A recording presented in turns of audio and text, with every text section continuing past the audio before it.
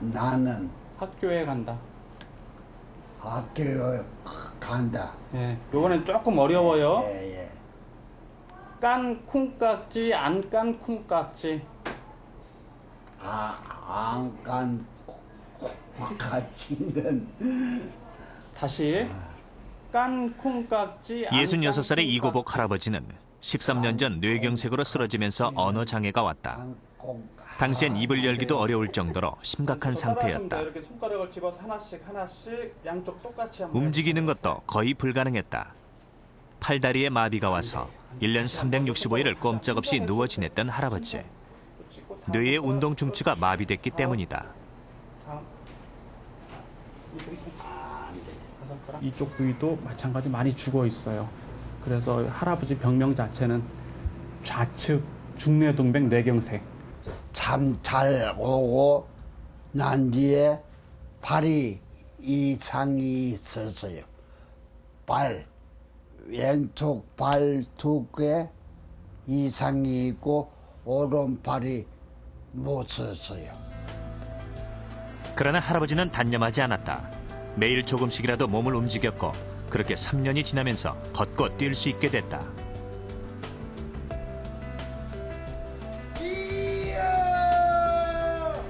말하는 것도 한결 나아져 일상적인 대화를 하는 데는 큰 지장이 없다.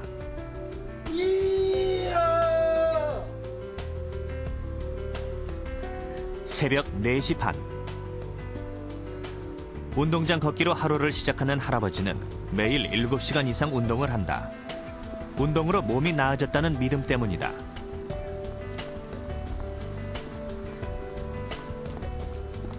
뭘 해도 반복해 달려서요. 못한다 하면은 못하는 거요. 예. 반복해 달가 해는 거요. 그날그날의 걸음수를 적은 만복의 노트. 하루 평균 2만 보를 걷고 반만 참. 논산에서 전주까지 8만 보를 걸은 날도 있었다.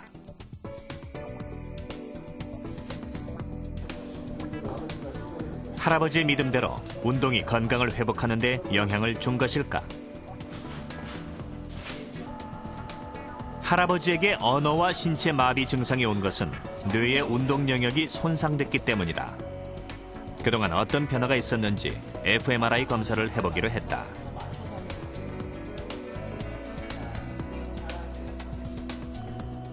화면의 글씨대로 손을 반응할 수 있는지를 보는 뇌기능 검사.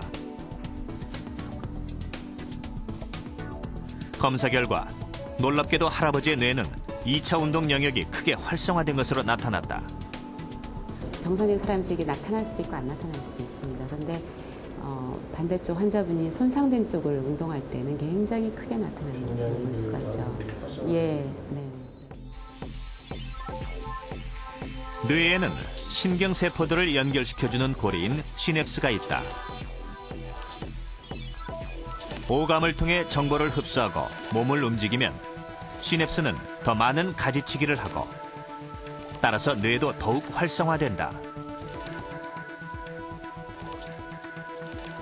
만일 뇌세포의 일부가 손상됐다 하더라도 운동이나 학습으로 적절한 자극을 주면 시냅스는 손상 부위를 대체할 제2의 신경망을 만든다.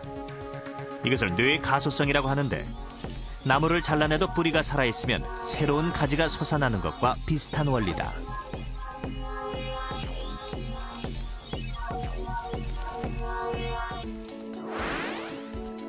이고복 할아버지의 경우 운동을 하면서 손상된 왼쪽 뇌 대신 오른쪽이 활성화됐다. 일반인들은 많이 쓰지 않는 2차 운동 영역이 발달해 다시 움직일 수 있었던 것이다.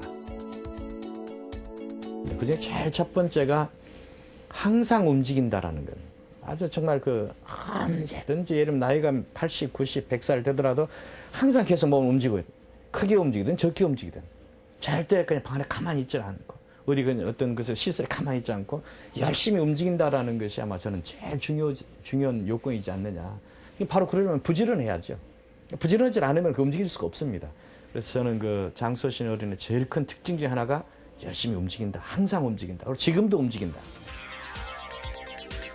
사람은 누구나 늙는다. 하지만 어떻게 사느냐에 따라 늙어가는 모습은 모두 제각각이다.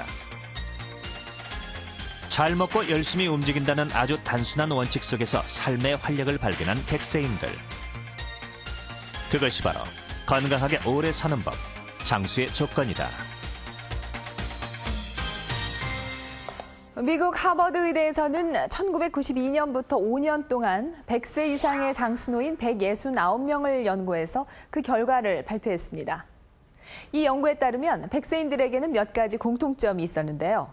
그 내용을 한번 볼까요? 첫 번째, 스트레스를 해결하라. 두 번째, 많이 웃어라.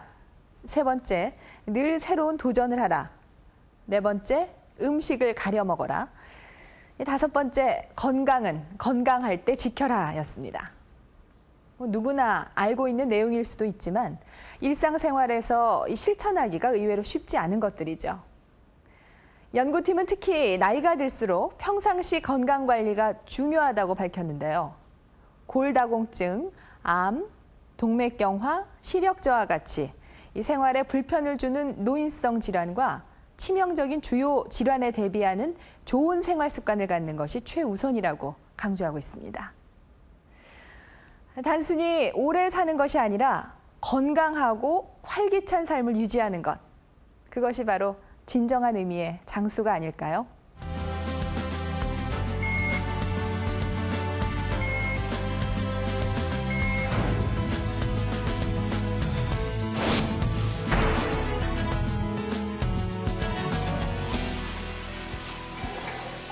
배가 점점 불러오는 아이.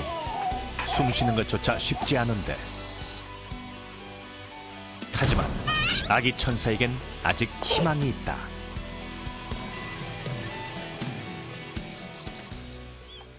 정말 자그마하고 예쁜 소녀죠. 이 캐나다인 소녀는 원발성 외소증이라는 희귀질환으로 1.1kg의 몸무게로 태어났는데요. 의사들은 이 소녀가 얼마 살 수 없을 것이라고 진단했습니다. 하지만 이 아이는 올해 5번째 생일을 맞게 됩니다. 아직은 키가 66cm, 몸무게 4.5kg이지만 잘 자라고 있는데요. 의학계에도 놀라게 한 소녀의 건강한 모습은 부모의 따뜻한 사랑과 정성 때문이라고 판단하고 있습니다. 특별기획, 희귀 난치성 질환 환우들의 희망 보고서. 오늘은 그 마지막 시간으로 이 고시어병이라는 희귀 질환을 앓고 있는 만 18개월 된 시연이가 주인공인데요. 부모의 뜨거운 애정과 관심으로 오늘 하루도 웃으면서 병마와 싸우고 있는 아기 천사 시연이를 만나보겠습니다.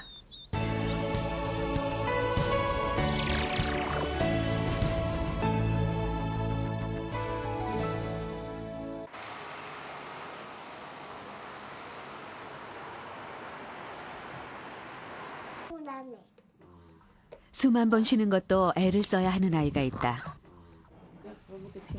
만 18개월, 우리 나이로 이제 3살이 된 시현이. 4시에 일어났어요. 그래. 4시에 일어나서 여기까지 이러고 있어요. 기침하느라고 잠을 잘 수가 없었어요.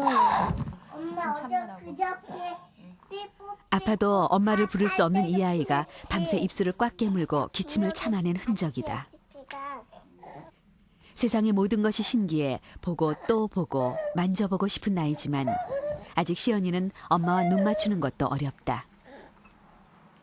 응? 입술이 덜덜덜 떨릴 때 엄마가 주니까 도로 쑥 나오잖아. 안 떨릴 때 잘 봐서 줘야 되는데, 그치? 이 아이에게 쉬운 건 하나도 없다. 이가 하나둘씩 돋았지만 이유식 몇 숟가락 받아 넘기기도 쉽지가 않다.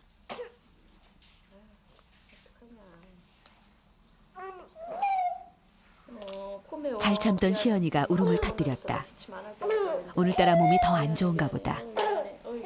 여보세요. 면역력이 약해 감기가 들면 폐렴까지 앓곤 하는데 아침부터 몸이 불덩이다. 가고 싶어, 형도. 아이가 아프면 늘 바늘방석인 엄마. 오늘 아침은 체온 내리기에 마음이 급하다. 아직 배 안 불렀는데, 그치? 어제까지도 이렇게까지는 안 그랬는데, 이거 어느 사람 더 불러 보이네. 가냘픈 몸매